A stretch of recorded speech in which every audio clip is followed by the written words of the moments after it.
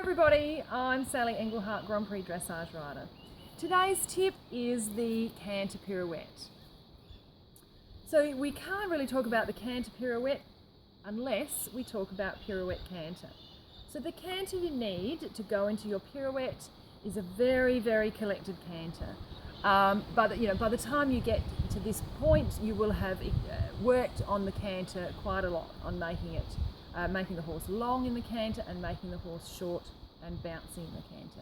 And pirouette canter is pretty much the shortest, bounciest canter the horse has got. So your pirouette canter, when you achieve it, the steps will be short, the stride will be short, the horse will be really carried, the neck will be arching quite high in front of you, and the wither will be light. The horse will be sitting a little bit, and the horse has to keep all the energy in this. The power and the balance have to be there. The rider's posture has to be there. If your core is sloppy, you couldn't even dream of riding a canter pirouette. So as you're training your the canter for the pirouette, you want to make sure it's adjustable, because you will need that adjustability once you're in there. Because once you're in the pirouette, you can only get in it once. If you start leaving it before you need to, you're going to lose marks in your test. So make sure that you've got the canter adjustable before you really try it. So the pirouette canter is a short, carrying, bouncy, light in the front end canter, and with all that, you need the correct bend, and you need to be adjustable in that bend. Sometimes, in your training, get your pirouette canter and ask for a lot of bend, and sometimes ask for it quite straight. Sometimes you can ask for it as a leg yield. Make your pirouette as a leg yield. But once you can do all those things, you know how adjustable your canter can be. So you want to be able to take this canter into the pirouette. So you need to be able to, as you approach your pirouette, you want to make sure you've got a little shoulder forward. The horse really starts to sit, and depending how experienced you are, will depend how many setup strides there are. But the pirouette is all about the setup. If you set it up well, you'll have a good one. If you don't, it won't be much good at all. So yeah, as you set it up, you want to keep the canter quick. So you want quick canter.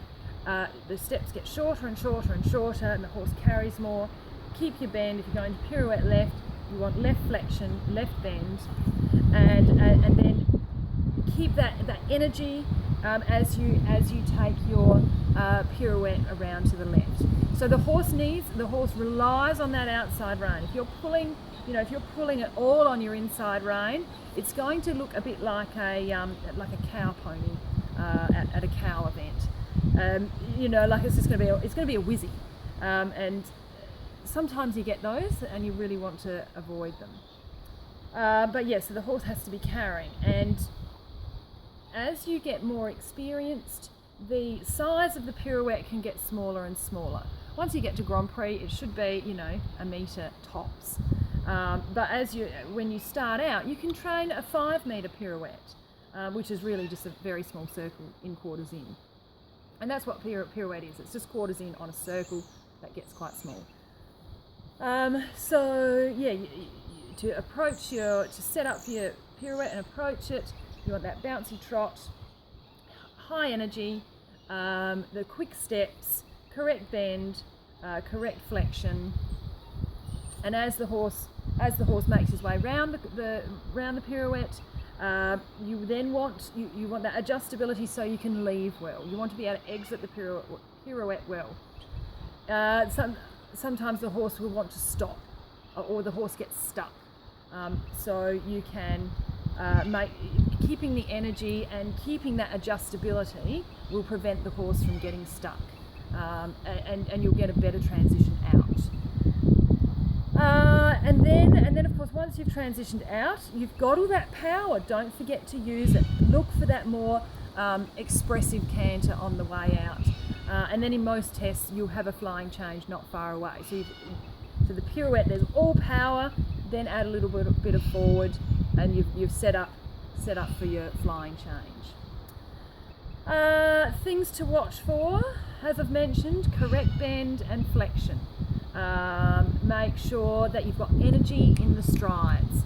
Make sure that you've got adjustability in your horse within the pace and within the suppleness. Can you bend him more, or can you straighten the horse less? Things to avoid with your pirouette: a lackluster canter. If you find you've got a canter that's, you're setting up for it and you're not happy with your canter, just turn away, move on, fix the canter, come back to the pirouette. You don't want you want the horse's confidence to be really high when you go into these. And if the canter's not set up well and he feels like he has to stop or get stuck, that's a sign of a confidence that's quite low.